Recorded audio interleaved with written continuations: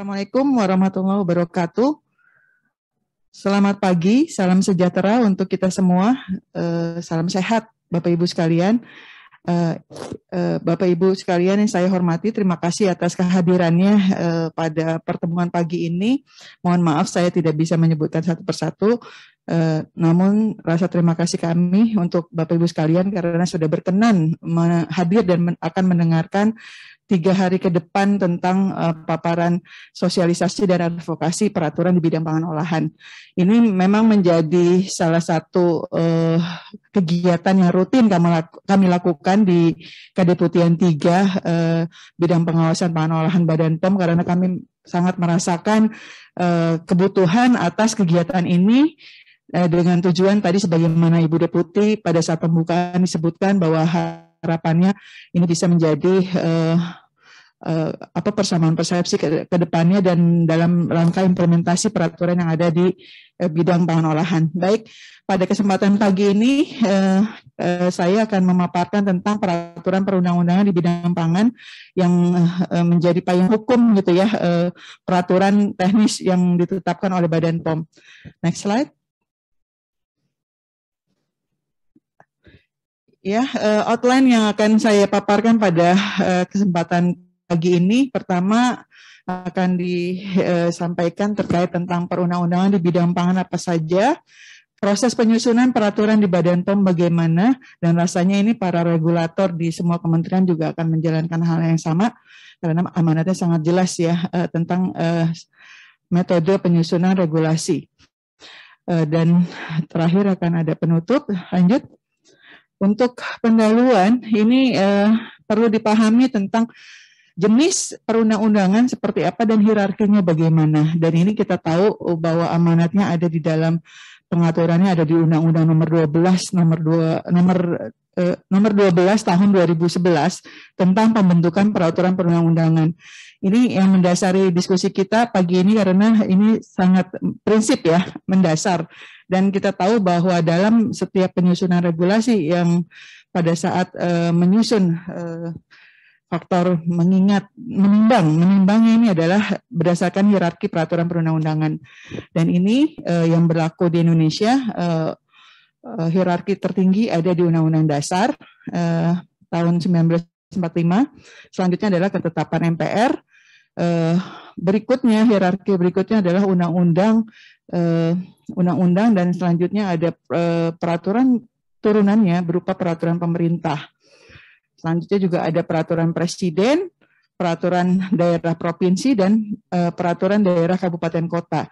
Setelah itu di tiap kementerian lembaga juga akan menyusun regulasi peraturan menteri ataupun peraturan badan atau lembaga ini untuk mengakomodir peraturan teknis turunan dari peraturan di atasnya gitu ya. Nanti banyak hal yang akan kita sampaikan bagaimana kaitannya dengan undang-undang di bidang pangan olahan. Jadi hierarkinya seperti ini dan terakhir memang di posisi peraturan tingkat kementerian lembaga. Lanjut. Nah, untuk di bidang pangan sendiri ini alhamdulillah ya untuk bidang pangan ini begitu clear pengaturannya, terlebih di negara kita dengan sistem beberapa kementerian yang menangani pangan gitu ya, dari mulai pangan segar hingga pangan olahan. Dan syukur alhamdulillah sudah ditetapkan undang-undangnya yang begitu clear mengatur kewenangan masing-masing kementerian lembaga. Sehingga diharapkan tidak ada saling tumpang tindih dan bisa saling bersinergi.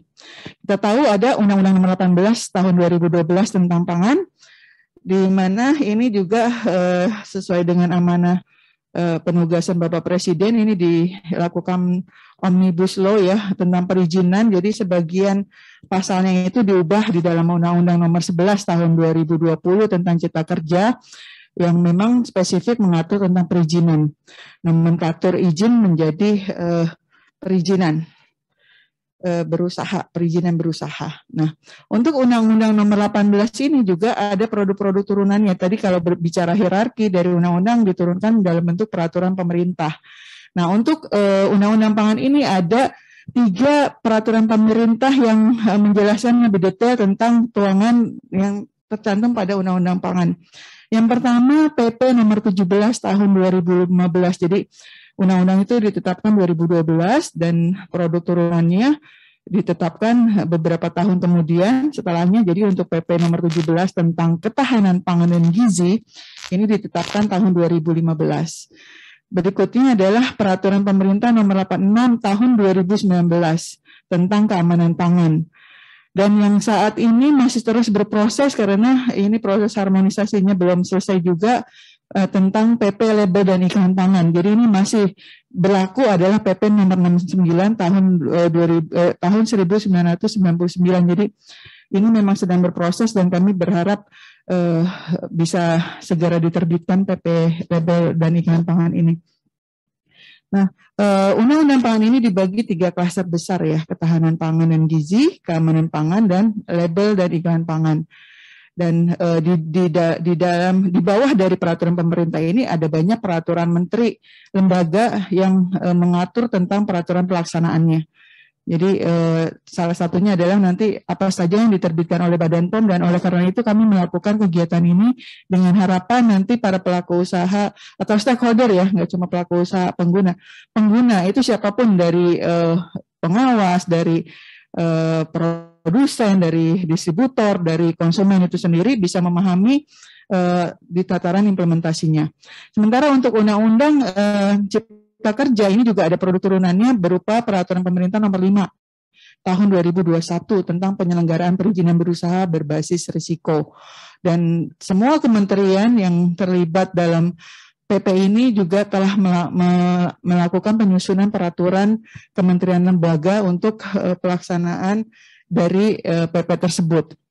Ini yang secara umum tentang pangan seperti ini. Next slide. Nah, namun selain undang-undang tadi ya tentang pangan dan Cipta Kerja, ada juga yang terkait pangan ini yang related dengan pangan adalah Undang-Undang Nomor 8 Tahun 99 tentang perlindungan konsumen. Karena apa yang dilakukan dalam rangka pengawasan pangan ini sesungguhnya dalam rangka perlindungan konsumen. Berikutnya adalah Undang-Undang Nomor 36 tentang kesehatan, ini juga masih related. Juga yang tidak kalah menarik saat ini sedang ramai diperbincangan juga terkait halal. Undang-Undang Nomor 33 Tahun 2014 ini tentang jaminan produk halal. Ini juga sangat related dengan pangan, tentang perlindungan konsumennya, bagaimana tentang kehalalannya gitu ya. Jadi ini undang-undang lain yang terkait dengan bidang pangan. Next slide. Berikutnya tentang perundang-undangan di bidang pangan secara lebih detailnya, memang tadi sebagaimana di awal disampaikan ada Undang-Undang Nomor 18 Tahun 2012 tentang pangan ini. Kita tahu bahwa semua perundang-undangan selalu ada klausul di akhir bahwa setiap orang wajib mengetahui. Jadi kalau sudah terbit itu tidak ada lagi alasan nggak tahu tuh, kurang sosialisasi dan sebagainya. Nah itu memang menjadi PR bersama sih, tapi di situ ada jelas tertuang bahwa setiap orang wajib untuk mengetahui. Nah ini untuk Undang-Undang Pangan itu sendiri disahkan tanggal 17 November 2012, diundangkan tanggal 18 November 2012, di mana di dalamnya terdapat 18 bab dan 154 pasal. Next slide. Di dalam Undang-Undang Pangan ini sangat jelas disebutkan bahwa penyelenggaraan pangan itu dilakukan dalam rangka memenuhi kebutuhan dasar manusia. Jadi kita tahu memang bahwa pangan itu adalah hak mendasar ya, yang perlu dikonsumsi oleh manusia, dan harapannya dalam pengaturan pemenuhan dasar manusia ini memberikan manfaat secara adil. Jadi ada penekanan asas yang ditekankan dalam penyelenggaraan pangan ini, memberikan manfaat yang adil, merata, dan berkelanjutan. Jadi ini asas yang sangat ideal sekali ya dalam rangka penyelenggaraan pangan, berdasarkan kedaulatan, kemandirian, dan ketahanan pangan. Ini keamanan ini juga menjadi hal yang utama. Jadi kita tahu bahwa kedaulatan itu menjamin hak atas pangan bagi setiap rakyat gitu ya. Makanya asas yang tertuang adalah terkait kedaulatan. Berikutnya kemandirian. Kemandirian juga ini kemampuan negara untuk memproduksi beraneka ragam pangan ya dalam rangka penjaminan pemenuhan. Ini juga asas yang rasanya sangat ideal untuk dilaksanakan. Terus juga ketahanan, terpenuhinya pangan yang cukup. Ini apalagi saat ini lagi rame ya tentang kebutuhan pokok pangan. Dan terakhir ini tentang keamanan. Keamanan juga tidak kalah penting karena kita tahu bahwa di aspek ini dipastikan bahwa pangan itu terhindar dari cemaran yang bisa mengganggu kesehatan. Jadi ini juga di dalam keamanan ini juga tertuang tentang tidak bertentangannya dengan agama gitu, keyakinan, sehingga aman yang sehingga pangan yang kita konsumsi itu aman. Jadi memang asas yang tertuang begitu ideal dalam penyelenggaraan pangan ini. Next slide. Nah, kaitannya ke peran Badan POM khususnya ini memang kami highlight di dalam penyelenggaraan pangan ini ada beberapa poin, namun kami highlight yang terkait di bidang pangan. Pangan khususnya peran Badan POM. Yang pertama keamanan pangan, di mana di dalam undang-undang ini jelas diatur secara rinci tentang sanitasi pangan, bahan tambahan pangan, produk rekayasa genetik, iradiasi pangan, kemasan pangan, jaminan keamanan dan mutu pangan, jaminan produk halal bagi yang dipersyaratkan. Walaupun kalau jaminan produk halal ini ada produk turunannya khusus ya, sementara peran Badan POM di dalamnya di poin-poin atasnya. Nah, ini tidak hanya peran Badan POM, nanti saya akan paparkan juga di mana tugas dan peran masing-masing kementerian lembaga. Namun di aspek keamanan ini Badan POM punya peran juga dalam penetapan regulasi. Oleh karena itu 3 hari ke depan nanti kami akan memaparkan regulasi-regulasi yang ditetapkan oleh Badan POM apa saja terkait hal ini, keamanan pangan, supaya di tataran implementasi semua terinfo dengan baik. Oh, ternyata ada ya regulasi BTP, penggunaannya di pangan bagaimana, batas maksimumnya berapa, sehingga dipastikan produk yang diproduksi atau dikonsumsi oleh masyarakat itu dipastikan aman gitu ya, karena ada beberapa aspek pertimbangan kesehatan. Itu salah satunya. Dan ini diatur lebih lanjut tentang keamanan pangan ini terhadap item-item yang tadi ini di dalam produk turunannya di PP 86. Demikian juga untuk label dan iklan pangan ini juga diatur tentang bagaimana sih ketentuan label, terus juga iklan gitu ya, terus larangan, ada larangan untuk menghapus, mencabut, menutup, mengganti label, menukar tanggal bulan, tanggal kadaluarsa, ini diatur juga sedemikian rupa dan di dalam PP-nya juga secara lebih detail akan diatur lebih lanjut. Ini juga luar biasa karena kita tahu terkait label dan iklan pangan itu kalau nggak diatur luar biasa tuh. Akan banyak sekali ketidaksesuaian gitu ya, diatur aja masih banyak beda persepsi dalam menyikapinya di lapangan gitu. Berikutnya adalah terkait pengawasan ini juga di dalam undang-undang clear diatur terhadap kecukupan pangan pokok yang menjadi amanah lembaga pangan saat ini sedang dalam pembahasan yang begitu intensif untuk kita tahu sudah diangkat ya kepala lembaganya. Mudah-mudahan bisa berjalan lebih efektif dan bermanfaat buat kita. Berikutnya persyaratan keamanan mutu gizi, label dan iklan pangan juga diatur. Bagaimana pengawasannya, nanti ada pembagian peran di tiap kementerian lembaga, termasuk tenaga pengawasan diatur di dalam undang-undang pangan ini. Yang tidak kalah penting adalah peran serta masyarakat dan penyidikan yang ini dituangkan lebih lanjut di dalam PP-nya, PP 86 maupun nanti PP tentang label dan iklan pangan. Next slide. Untuk Undang-Undang Cipta Kerja ini perlu diketahui bahwa mungkin Bapak Ibu juga sudah mengetahuinya, namun izin saya mengingatkan, menginfokan kembali bahwa Undang-Undang Cipta Kerja disahkan dan diundangkan pada tanggal 2 November 2020. Ini kok 2022 ya, belum jalan itu. Ya, terdiri dari 15 bab dan 186 pasal. Ini visioner banget gitu ya. 2022 ada diprediksi jadi. Mohon maaf, itu salah ketik ya.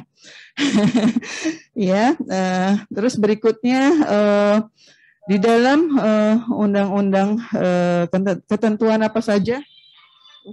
Sorry, ternyata ada gangguan. Lanjut, next slide.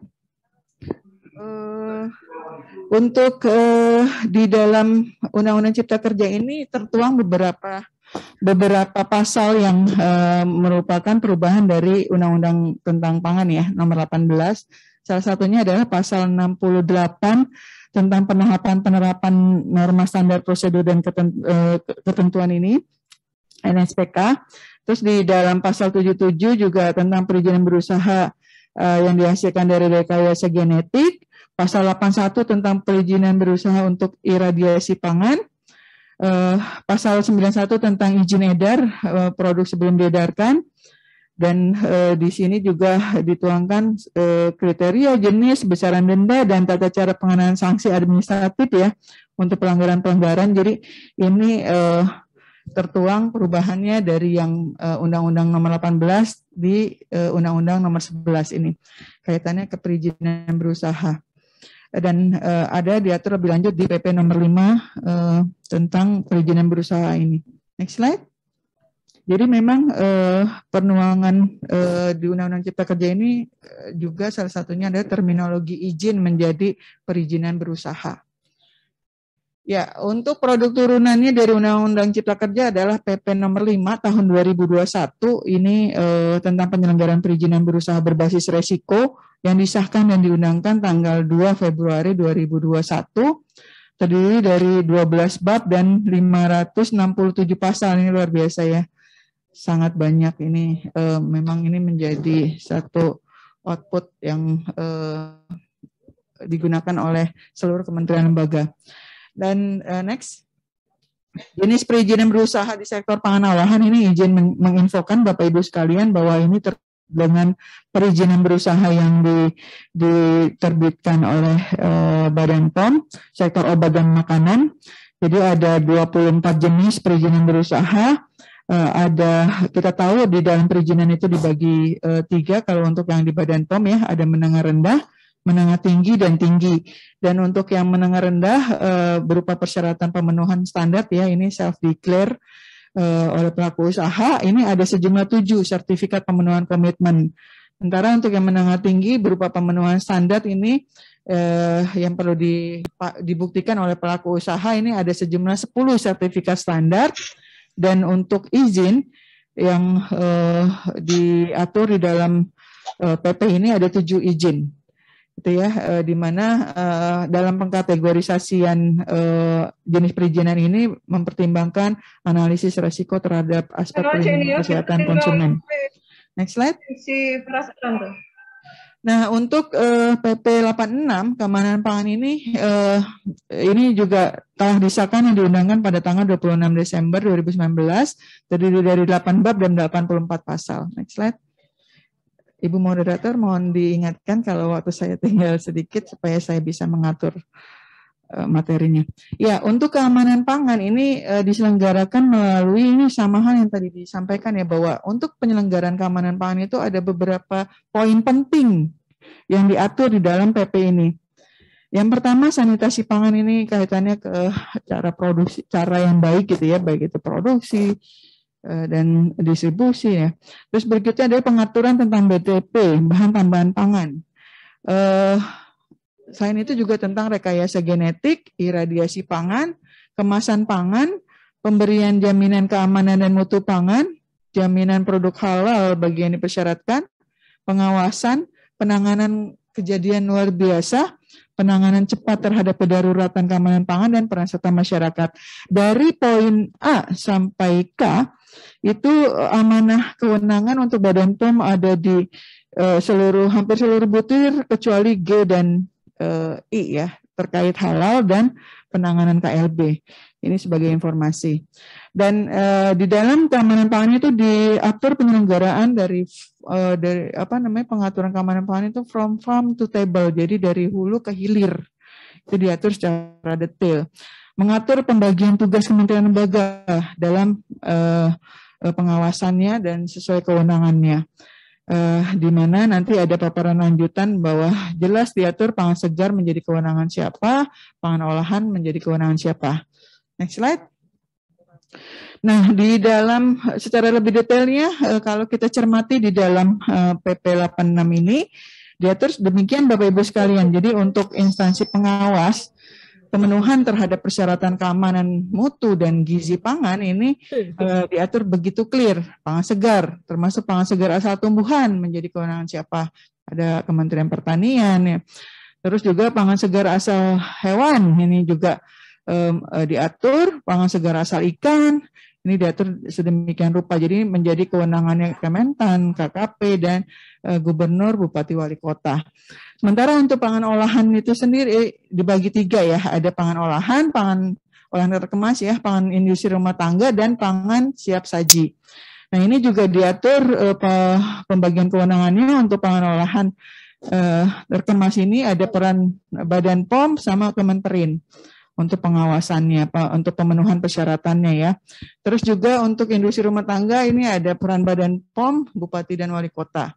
Untuk pangan siap saji ini peran dari Kementerian Kesehatan, termasuk Badan POM dan Bupati, Wali Kota. Nah, sementara untuk kemasan pangan ini menjadi diatur kewenangannya untuk Badan POM, Kemenperin, dan Kemendak gitu. Dan dalam proses pengawasan ini diselenggarakan secara bisa berkala, intensif, dalam waktu tertentu, atau dalam hal adanya pelanggaran. Dan dilakukan melalui pemeriksaan terhadap kegiatan, proses produksi, penyimpanannya, pengangkutannya, atau perdagangannya. Next slide. Nah ini secara global ya pengaturan, mohon maaf ini kecil sekali ya, nanti bisa diperbesar oleh ya tugas. Jadi kita tahu di dalam pengawasan pangan ini diatur dari hulu ke hilir gitu ya, dari mulai pertanian, budidayanya, penanganan pasca panennya, sampai akhirnya dihasilkan pangan segar. Terus juga setelah pangan segar itu diolah melalui proses produksi menjadi pangan olahan, menggunakan kemasannya, terus juga dilakukan distribusi, dan hingga sampai ke konsumen ini diatur begitu detail. Kita bersyukur ya untuk pangan aturannya begitu clear dan mencakup keseluruhan aspek gitu. Dan ini jelas pembagian perannya kalau kita lihat dari atas ya. Dalam hal budidaya dan penanganan pasca panen itu peran siapa gitu ya. Ini coba ke atas lagi, jelas itu tertuang di pasal berapa gitu ya, pasal 4, pasal 47, pasal ini tertuang peranan siapa saja, Kementerian Pertanian, KKP, Pemda gitu ya. Terus juga setelah pangan segar ini diolah dalam proses produksinya juga diatur gitu ya. Ini siapa yang mengatur tentang cara yang baik gitu ya, GMP-nya segala macam sampai ke produk akhirnya. Jadi ini saya tidak perlu mengulang, tapi tadi intinya sudah terlihat bahwa pembagian kewenangan bagaimana antara pangan segar dengan pangan olahan. Izin Bu, ya. Waktu tinggal 5 menit. Oh baik, nah sudah diingatkan, jadi saya agak cepat saja tapi tidak mengurangi substansi ya. Next slide. Tentang label ikan juga ini tadi sudah disampaikan, ini masih mengacu ke PP 69 tahun 99 ya. Yang saat ini kami berharap akan segera bisa ditetapkan. Next slide. Di dalam PP 69 di Undang-Undang Pangan itu udah banyak perubahan tuh tentang yang wajib dicantumkan di label apa saja itu sudah terjadi perubahan yang cukup signifikan. Yang awalnya hanya 5, sekarang sudah banyak diatur ya sampai 9 item gitu. Ini salah satunya. Next. Di dalam RPP label dan iklan yang kita atur juga, yang kita sebenarnya sudah ada di konsep rancangannya ya, yang saat ini memang menunggu proses persetujuan, harmoninya belum tuntas karena masih ada ketidakharmonisan. Kaitannya pengaturan tentang keterangan dalam label pangan apa saja, kandungan zat gizi dan non-gizi, kategori pangan, pencantuman klaim, keterangan iradiasi, keterangan pangan rekayasa genetik, pangan organik, dan iklan pangan. Ini peraturan turunannya sudah ada. Jadi dalam hal implementasi sebenarnya tidak perlu ada kekhawatiran karena di peraturan kementerian lembaga terkaitnya, dalam hal ini peraturan Badan POM sudah tertuang begitu clear untuk beberapa item tentang terkait label dan iklan. Next, untuk penyusunan peraturan ini saya juga cepat saja bahwa dalam proses penyusunan regulasi ini rasanya sama di semua kementerian lembaga yang punya tupoksi menyusun regulasi ini menerapkan good regulatory practice gitu ya. Jadi mulai dari perencanaannya dengan melakukan pengumpulan data, pengkajian pustaka, melakukan proses penyusunannya, terus selanjutnya ada proses pembahasan dengan seluruh stakeholder, termasuk tim pakar, dilakukan konsultasi publik untuk mempublikasikan sebelum ditetapkan, ada proses pembahasan jika ada masukan dari stakeholder, dan selanjutnya penetapan dan pengundangan. Next slide. Ini sistem manajemen standarisasi yang dilakukan dari mulai prosesnya ini dari mana, ini memang berupa siklus gitu ya, dari mulai pengkajian dari hasil evaluasi, terus dilakukan penyusunan, penetapan, dilakukan sosialisasi dan advokasi yang seperti hari ini kita lakukan. Ini salah satu langkah dari sistem manajemen standarisasi. Selanjutnya ada proses implementasi dari para pengguna, ada proses monitoring, dan akhirnya itu akan menjadi bahan pengkajian kembali, begitu seterusnya proses. Oleh karena itu namanya regulasi itu tidak statis, selalu ada perkembangan dan ada revisi perbaikannya untuk mengakomodir kebutuhan. Nah, terakhir ini izin menyampaikan penutup karena ini poin penting juga. Ketentuan peraturan perundang-undangan ini telah mengatur secara lengkap. Tadi saya katakan kita bersyukur di pangan itu aturan perundang-undangannya begitu lengkap dan komprehensif dari mulai hulu ke hilir ya, melibatkan seluruh kementerian lembaga sesuai kewenangannya. Jadi bagi-bagi kuenya jelas. Tinggal tataran implementasi yang perlu dikawal. Yang berikutnya adalah dalam penyusunan menerapkan GRP yang tadi ya, Good Regulatory Practices, sehingga diharapkan dapat diimplementasikan ke seluruh stakeholder, jadi implementatif gitu ya, dapat dilaksanakan, dapat dipenuhi. Yang terakhir, kegiatan sosialisasi advokasi diharapkan menjadi sarana yang penting untuk membangun persamaan persepsi, untuk meningkatkan pemahaman dan penerapan peraturan tersebut. Jadi harapannya dari pertemuan hari ini adalah ada persamaan persepsi yang muncul di antara kita semua dan meningkatkan pemahaman. Mungkin itu dari saya. Terima kasih atas perhatian Bapak Ibu sekalian. Mohon maaf bila dalam paparan ada hal yang kurang berkenan. Assalamualaikum warahmatullahi wabarakatuh.